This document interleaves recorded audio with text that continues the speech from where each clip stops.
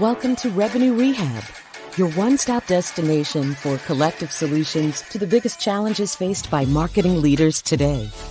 Now head on over to the couch, make yourself comfortable, and get ready to change the way you approach revenue. Leading your recovery is modern marketer, author, speaker, and chief operating officer at Tegrita, Brandi Starr.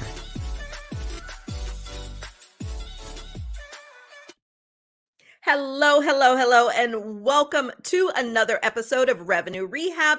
I am your host, Brandi Starr, and we have another amazing episode for you today. I am joined by Gary Kibel. Gary is a partner in the digital media, technology, and privacy practice group of law firm Davis+Gilbert LLP in New York City. He is a certified information privacy professional and a member of the Publication Advisory Board of the International Association of Privacy Professionals. Davis+Gilbert, a full-service law firm, is recognized as one of the premier law firms in the United States representing the marketing communications industry and has done so for over 110 years. Gary also serves as general counsel to the Performance Marketing Association. Prior to becoming an attorney, Gary was an information systems analyst in the investment banking division of Merrill Lynch Co. Gary, welcome to Revenue Rehab. Your session begins now. Thanks very much for having me, Brandi. It's good to be here. Awesome. I am happy to have you. We've got a hot topic today, but before we jump into that, I like to break the ice with a little woo-saw moment that I call buzzword banishment. So Gary, tell me a buzzword that you'd like to get rid of forever. Sure. And maybe it's sort of a two-word phrase, surveillance advertising. This has become a buzzword for privacy advocates, for aggressive regulators that view that any sort of data-driven advertising has this sort of negative connotation. They call it surveillance. I mean, that sounds bad, right? You hear the word surveillance, like, oh my God, who wants surveillance? Where in reality, the vast majority of the industry is just trying to understand your habits to retarget you for a good ad for shoes. But unfortunately, a lot of the online behavioral digital retargeting advertising industry is being branded with this term surveillance advertising. And one more thing about that, it's kind of shocking that the advertising industry is being out-branded. It's kind of weird. It's the irony there. Unbelievable that the regulators and advocates are branding the advertising industry, and the advertising industry cannot brand itself properly and say, no, it's wonderful because it's data-driven advertising that's more effective and personal. No, they've got this term surveillance advertising. We got to get rid of it. I love that, or should I say, I love the idea of getting rid of that. It's funny when I hear the word surveillance, it always makes me picture like the guy in the inconspicuous car with like a sandwich, like watching someone with binoculars from like old school crime drama. And it's kind of like, maybe that's what advertisers are doing. Are they outside my window? But no, that is good and so on topic for what we're going to discuss today. So now that we've gotten that off our chest, tell me what brings you to Revenue Rehab today? Well, I mean, I work, as you mentioned during your introduction, Brandi, Davis+Gilbert works with tons of different marketers and communications companies.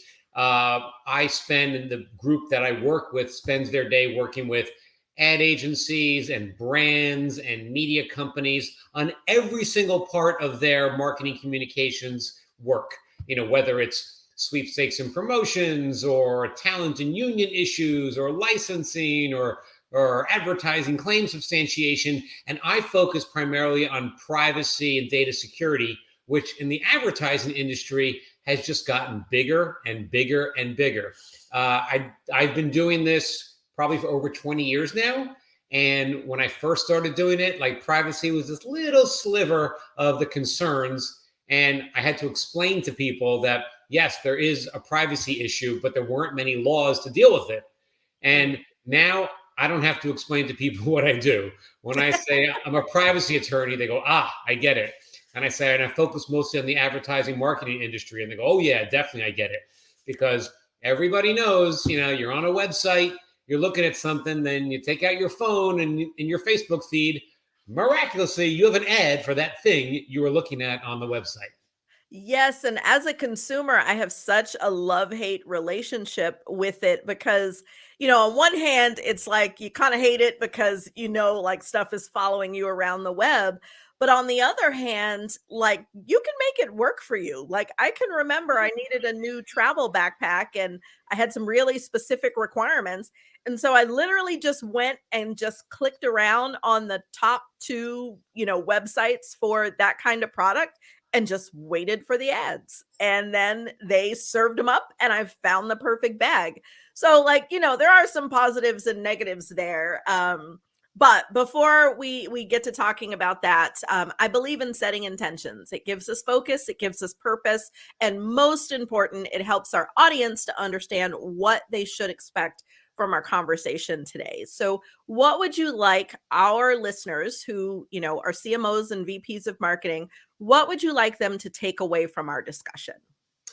That everyone in the organization that's involved in the marketing effort needs to be focused on privacy issues. There needs to be coordination between the marketing team, the legal team, and the tech team. For example, the tech team should not be throwing pixels up on your website without having a discussion with legal and with marketing about what data is going to be collected, how it's going to be used, and then to see if your website or service is going to make all the proper disclosures to comply with applicable law. And, in these days, you get a lot of providers that say, hey, I'll give you my pixel for free to put on your website. You'll get these fantastic stats and analytics.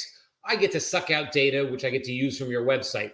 And sometimes when people think, oh, it's for free, it's just analytics, it's just, a benefit to everybody, they're not thinking about the legal ramifications. So not saying you can't do these things, but it's to stop for a second, make sure you get the right people in the room or in the virtual room and talk about the way it's going to work. So that way you can do it in a compliant manner.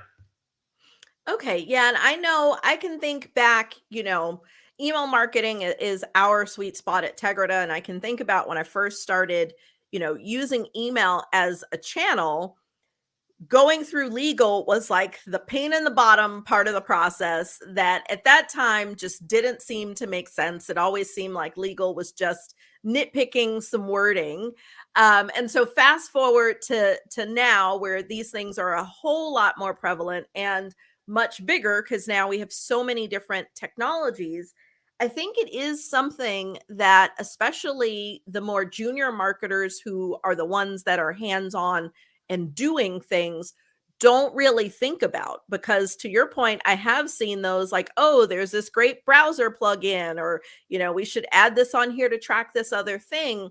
And it does seem really harmless. So I'd like to start with, help me understand, like, what are the things that the law addresses, on the local level, the international level, for those that are less familiar with all the current and, in the works legislation.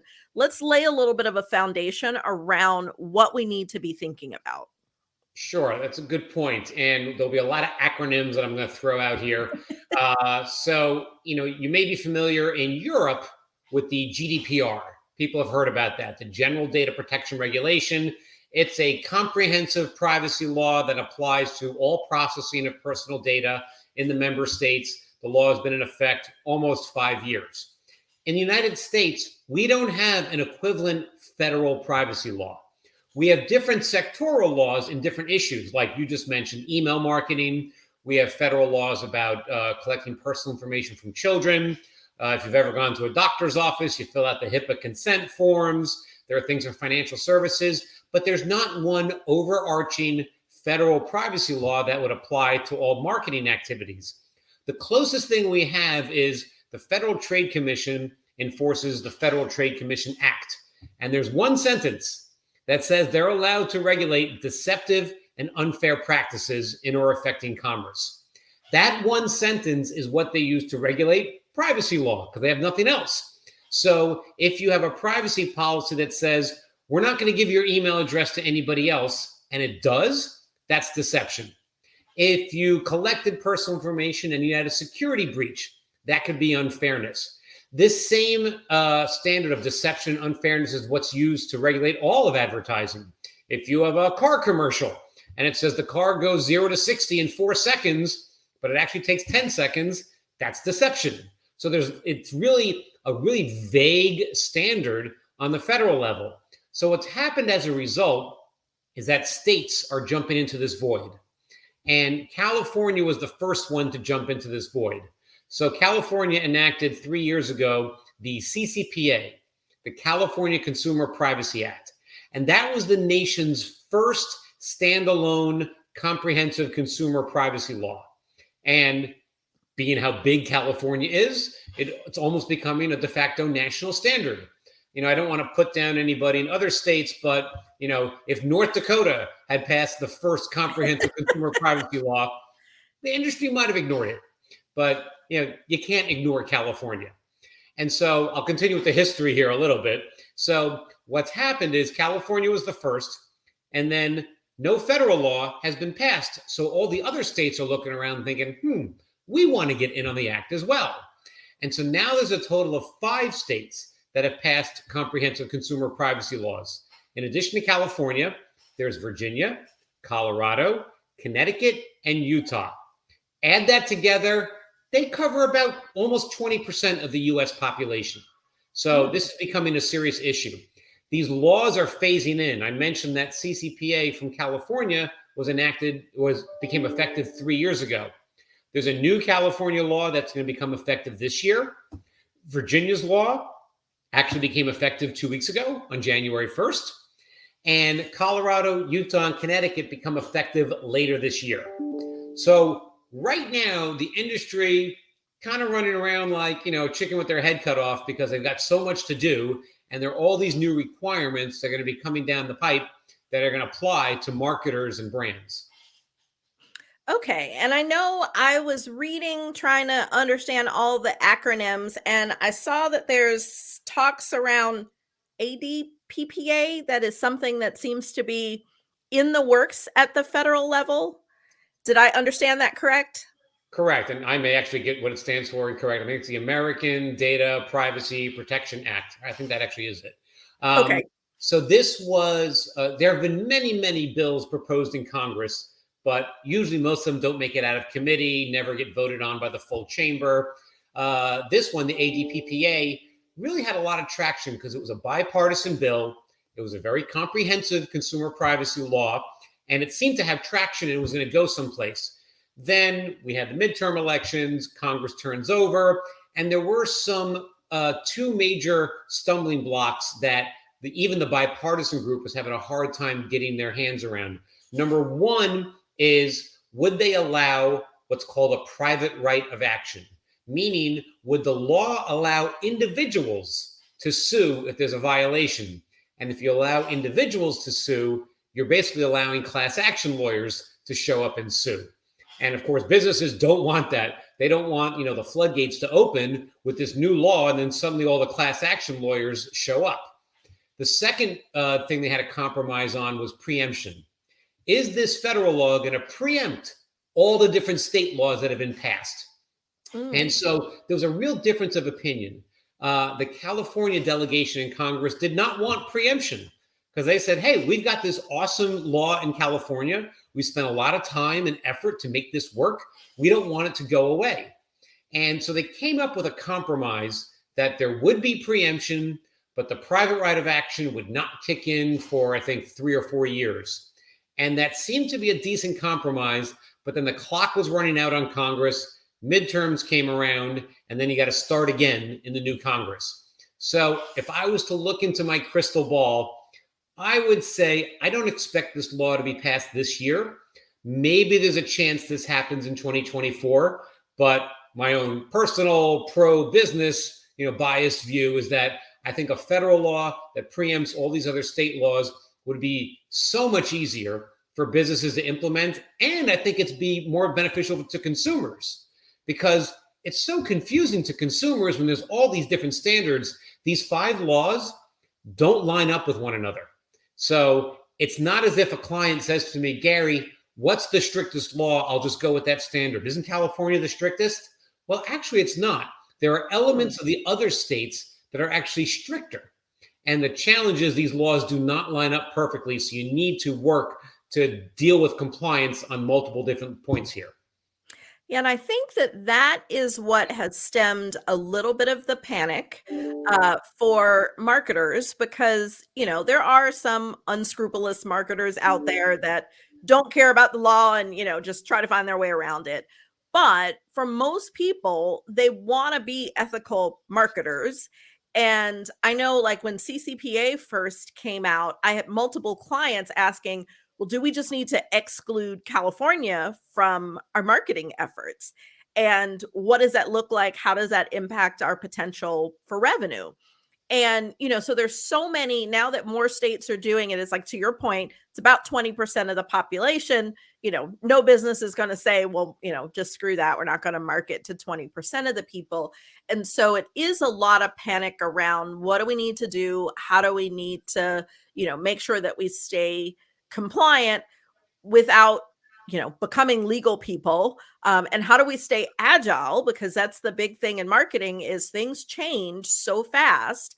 And it's not like a contract where it can be hung up in legal review for weeks at a time. Like, how do we balance that? And so in the companies that you've talked to, what have you seen people doing that is working around being able to stay compliant but also still be able to market? Right. So the challenge is, how do you implement these new rights that have been imposed by law? Some of the rights are not that challenging to deal with. Some of them are very, very difficult to deal with. Again, the laws all differ, but they usually have common elements that they're mostly opt-out laws. And they give the consumer the ability to reach out and ask, what information do you have about me? And give me a copy of it. The consumer can say, I want you to delete all my personal information. And then the most challenging part is they have the right to opt out of the sale of their personal information or of targeted advertising. I'll get to that last part in a second. But the first part, if someone reaches out and says, hey, I'm in California, I want you to delete all my personal information. Now there's a law that requires that you honor that request. You would need to verify that they are actually a California resident and verify that they are the person who is requesting the deletion of someone's information, because God forbid you have, some disgruntled, ex, spouse asking to delete someone else's information. But you have to have a process in place to do this. Now, if you got one request a month, you'll figure out a way to do it. But think if you got 1,000 in one day, you would need a process to do this. And that can be a challenge. So putting that process in place is very important. The real complex thing is that last part I mentioned earlier about the opt-out of sale and the opt-out of targeted advertising. Now, when I say to someone, you have to give the consumer the right to opt out of the sale of their personal information, the initial intuitive response is, oh, we don't sell personal information. That's not our business. But it's the way lawyers always latch on to definitions, and it's the way that it's defined. And it's defined so broadly that a sale could be something as simple as you put a retargeting pixel on your website, and the pixel provider is collecting data that they can then use for their own benefit or for the benefit of other clients. If that happens, then your website is deemed to be selling personal information to that pixel provider, and you need to offer the consumer the ability to opt out. Now, if you're not very technically savvy, you might be saying, how do I offer someone the ability to opt out of a pixel in the background that's collecting data? And there are services, there are some proposed industry solutions, but there does need to be a process to make this happen. If you go to the bottom of many websites, major brands these days, you might see a link that says, do not sell my personal information. And this link is because of the new California law.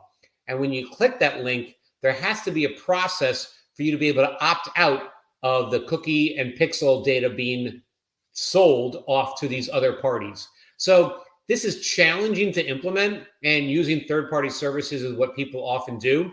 In other states, it's called the right to opt out of targeted advertising, but it is a challenge if you're not very technically proficient or been following this for a while. Okay. And yeah, and so I think that is, I do see that as I'm browsing around and things pop up. And opting out of ads brings me to the main thing that I'd like your input on, which is just the ad industry in general. There's all this talk about what does a cookie-less world look like, first party, third party data. Like, we've had so much technology that has been put in place over the years to allow us to better target, which helps with, ad spend. So you're only spending money where it should, to help with relevancy so that the consumer, whether it's a consumer product or B2B, that they are only seeing content that is actually useful to them. And so we've put all this work in, we've bought all this different technology to help us do this effectively. And now with all the various legislations, there is a lot of talk of, will we even still have the data to be able to do this? And so this is where I think a lot of heads of marketing feel the need to prepare of, how do we drive this same interest and, pipeline if we don't have the ability to do the things that we know have been working? What are your Right. thoughts there? Yeah, and it's important to keep in mind that fortunately these laws mostly work on an opt-out basis. So you don't have to get someone's consent to target them in the US. Outside the US can be a different analysis. But these are mostly opt-out laws. And it's an opt-out of, as I mentioned, sale of personal information and an opt-out of targeted advertising. But it's not an opt-out of advertising. The consumer will still get advertising. The question is the advertising going to be data-driven and targeted based on previously collected personal information? Which, of course, that's what's fantastic.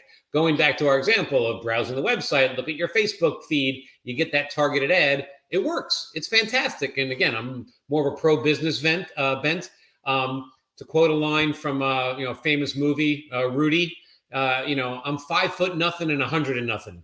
I don't want ads from big and tall stores. Those have no value to me. So I actually like getting targeted ads that have products and services that are relevant to me. But these new laws give consumers the right to opt out of that targeted advertising.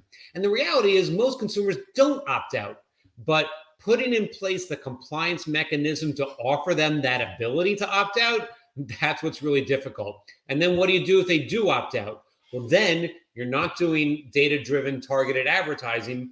You may be doing some contextual advertising, some other advertising based on, DMAs or general, deterministic models, but not probabilistic models, but not based on the deterministic data that you previously used. So it does change the way that advertising happens, but it's not going to wipe advertising off the map. But it does make the inventory less valuable. It makes those eyeballs less valuable if you don't have the targeted ads. Okay, so what I'm hearing is, for all the marketers that have been panicking about what a cookie-less environment could look like, is it is not that all these things are going away. It's that we just need to change how we're looking at those audiences. So we've got those people that we still can target based on all the things we know about them. And then we have those that have opted out, which almost becomes a generic bucket of advertising. Well, I think we talk about the cookie-less world, and that's sort of a different issue. That's not really being driven by these laws. The cookie-less world is being driven by Google because Google decided that they are going to phase out the use of third-party cookies in Chrome. That was not a legal requirement. That is what Google decided to do.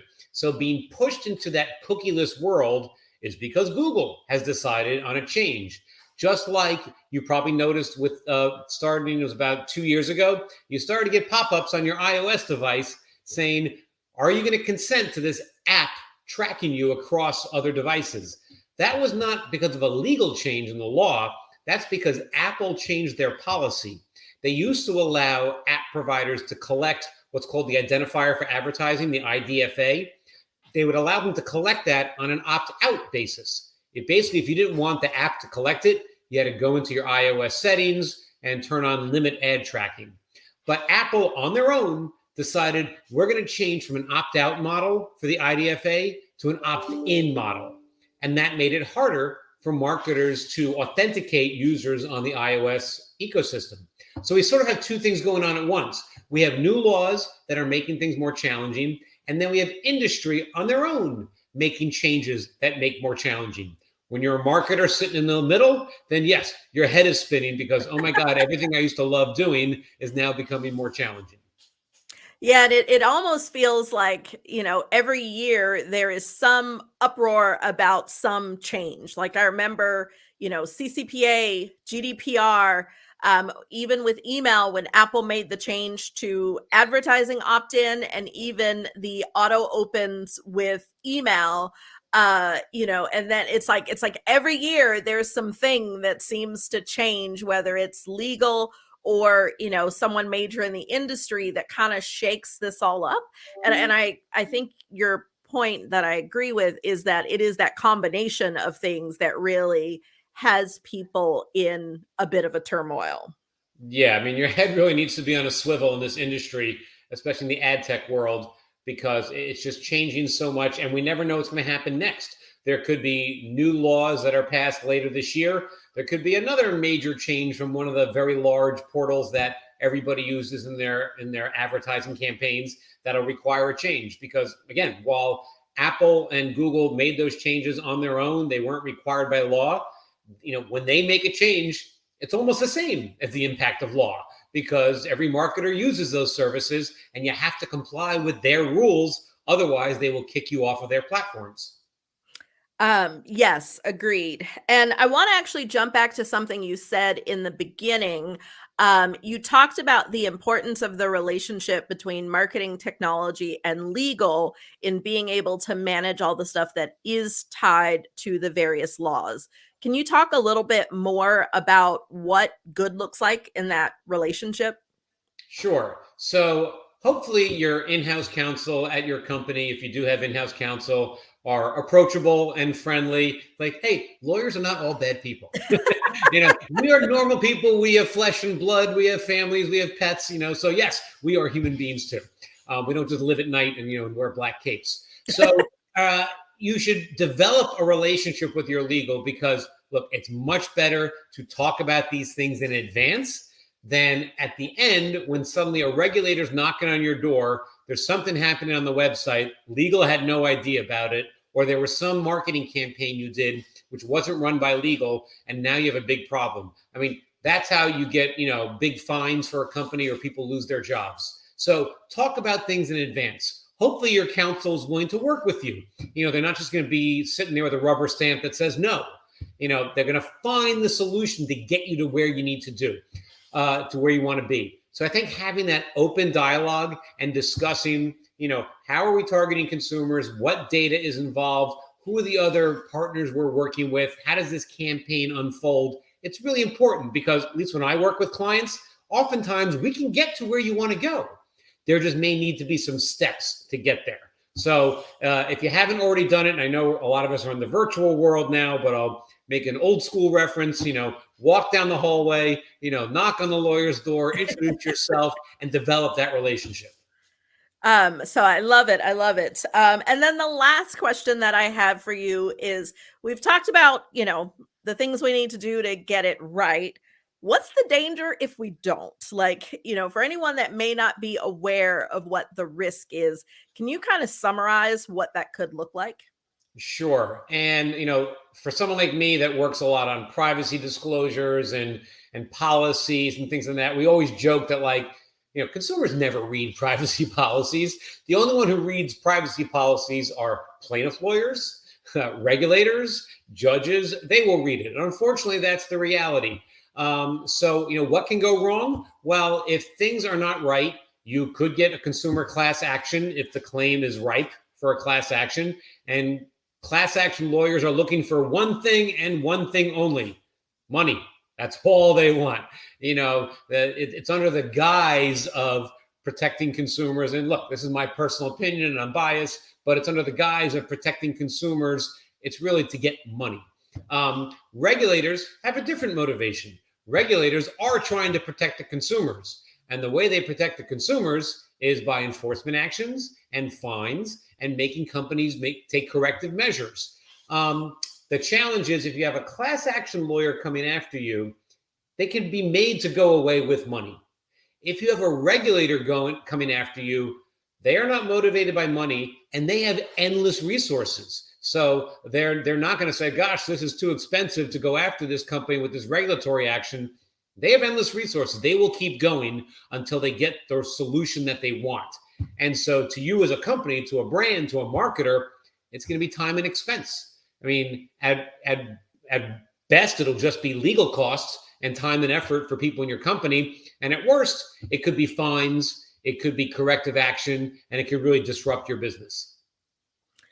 So bottom line, we need to get this right, because there is no marketer that I have ever met that wants to deal with regulators or corrective actions. Yeah, that's it. What do they say? An ounce of prevention is worth a pound of cure. And Yeah. that couldn't be more true in this area. Yes, it takes a little time, takes a little effort, takes a little money to put the proper systems in place, but that is far better than dealing with a regulatory action or a lawsuit.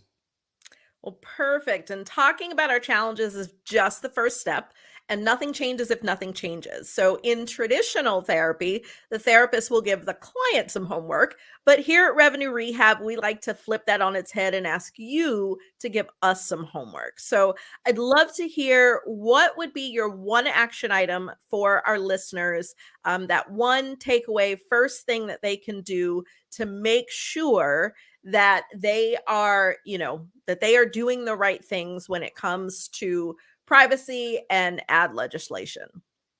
I would say the one thing is go to your own website right now. Go to your own website, scroll to the bottom, look for the privacy policy, see what other links are there, click on the privacy policy, see when it was last updated. Does it speak to these California issues? Does it speak to the right to opt out? And I know I'm not really saying one thing, I'm putting it all together, but and if you use a plugin or tool like I use, look at what pixels are on the website as well. See what's going on there.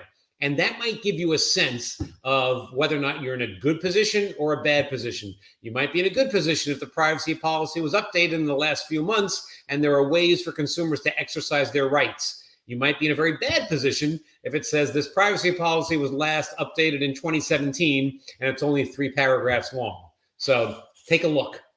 Okay, I love that as an action item. I like the quick wins of what we can do. So after listening to this episode, your next step is to go to your own website and to figure out where you sit so that you can start making steps in the right direction.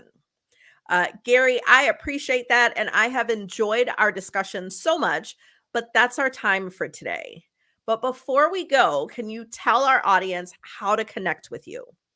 Sure. So you can find my email address on our law firm's website. The email address is gkibel@dglaw.com. That's as in Davis+Gilbert Law.com. And our website is dglaw.com. There's a lot of great articles on marketing compliance there. You can find me on LinkedIn, Gary Kibel. You can find me on Twitter, Gary Kibel. And who knows, maybe you actually find me in the real world walking around somewhere.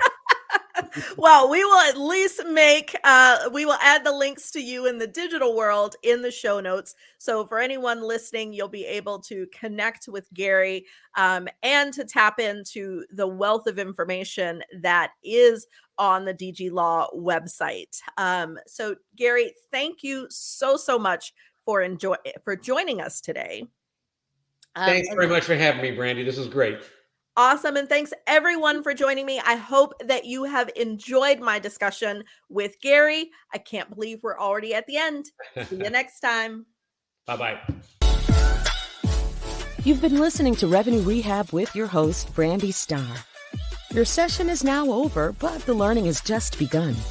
Join our mailing list and catch up on all our shows at revenuerehab.live. We're also on Twitter and Instagram at Revenue Rehab. This concludes this week's session. We'll see you next week.